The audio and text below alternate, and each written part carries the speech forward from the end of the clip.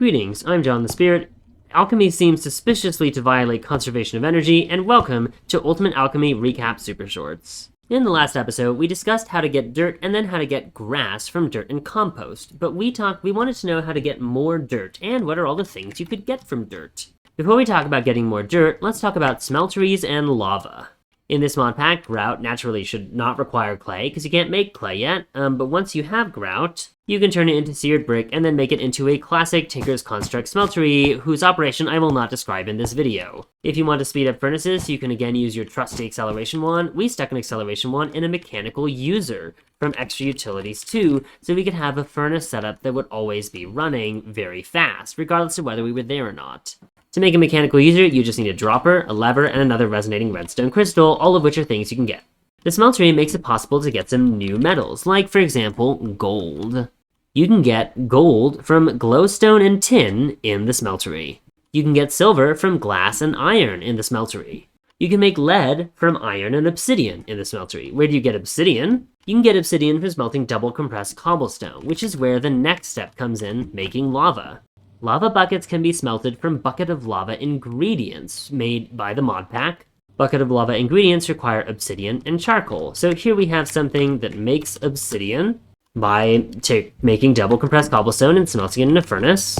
Meanwhile, we turn wood into charcoal, and finally this mechanical crafter can make bucket of lava ingredients, which we then smelt in this furnace. We put the smelted bucket of lava into a mechanical user, which points into this seared gauge, which you can barely see. Let me show you over here, which is full of lava now.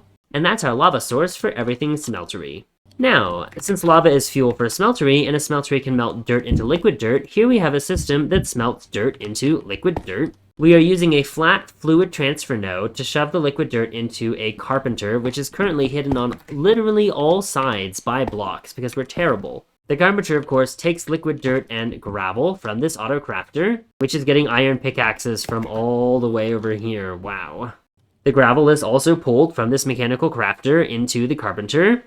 A mechanical user accelerates the carpenter so that it makes its dirt faster. A coal generator runs on wood and also has a mechanical user to make power faster to match with the carpenter, which is gobbling power. And then we shove the extra dirt into the smeltery to melt.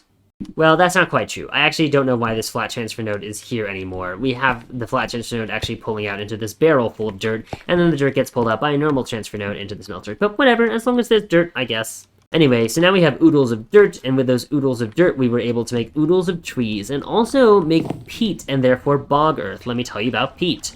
Bog earth can be made using water, sand, and dirt. We used cans, because cans give you slightly more bog earth, and they stack, as opposed to water buckets, which do not.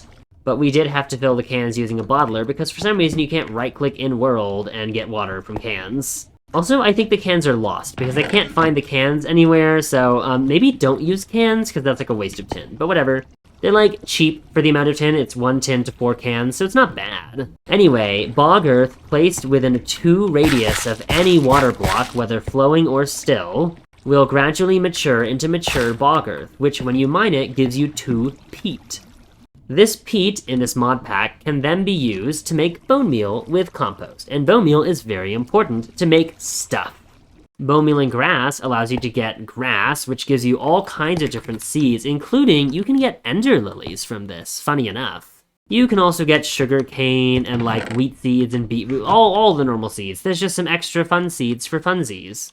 Bonemeal and grass allowed us to get red dye and therefore the extra utilities wrench, which allows for you to remove connections between transfer pipes when you would like to. For example, right here, where this transfer pipe is not connected to this one, despite them being next to each other. More importantly, though, we were able to use bonemeal to make floral fertilizer. Floral fertilizer requires petal dusts, and conveniently, you can get mystical petals from centrifuging grass. Very cool. And so once you get enough petals from centrifuging grass, then you can just start doing the floral fertilizer loop, where you right-click grass with floral fertilizer to get a bunch of mystical flowers, turn those mystical flowers into petals, and then petal dust, make more floral fertilizer, and keep going until you have every type of flower. Once you have at least one of a type of flower, you can right-click with one of its petals on grass to plant it. And then you can apply bonemeal to grow it into a tall flower, and then you can use shears, you must use shears, to break that flower and get 4 petals back. Excuse me, 4 petals. So once you have bone meal, you only really need to have one of every type of flower to have all of your petals forever. With those petals, we were able to forge our way into Botania. Our main goal in creating Botania was mainly to get to the alchemy catalyst. However, the alchemy catalyst requires a bunch of other random stuff that we probably won't be able to get to in this episode. So I'm just going to talk about our basic Botania stuff. We used a petal apothecary to make a pure daisy, which is currently buried under a mechanical user with an acceleration wand, because of course it is. And also to make a cool 7 endoflames, which filled up our mana pool very fast. I mean, not like super duper fast, but pretty damn fast, because we have so much charcoal because we have free wood. I was hoping to just shove enormous amounts of wood at the endoflames at first by using an open crate that was constantly dropping forever, because the endoflames used normal wood really, really fast. But unfortunately, they were having trouble with actually picking up the wood when it was still dropping from the open crate. I think because the wood was constantly combining into a stacked item entity. Anyway, it was terrible. So Arch was like, Spirit, let's just do the charcoal thing. So Arch set up the system that pulls wood into 4 different furnaces and makes charcoal with them constantly, and shoves them into a hopper, and then they drop down into the endoflames, and the endoflames make mana forever. And we have so much mana now.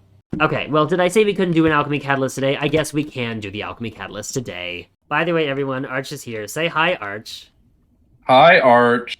One of the strange things you need for the alchemy catalyst is the mana. I mean, it's not strange that you need the mana pearl, but you still need a mana pearl. How do you get ender pearls, though? As it turns out, you can dry ender pearls from soggy ender pearls, and you can cast soggy ender pearls in a pan cast using resonant ender, which you get by smelting ender shards. And as we saw, ender shards can be gotten by crushing pistons in a bowl. The brewing stand is the other doozy. It needs blaze powder. The best way we found to get blaze powder early was using the magma cream in a centrifugal separator, which incidentally also gives you slime ball, which is useful for some stuff. To get the magma cream, you can pulverize magma blocks. You can get magma blocks by drying lava in a mechanical drying basin. To get the mechanical drying basin, you do need access to mineral. But as I might have told you already, you can cast mineral resin and alloy it from redstone and water. And once we finally had the alchemy catalyst, we were able to use it to make quartz for the first time. We got our netherrack by drying those magma blocks in the drying basin. And then netherrack in mana infusion with the alchemy catalyst gives you nether quartz ore. The best ratio conveniently available to us was 1 ore to 3 quartz in the pulverizer or the actual additions crusher.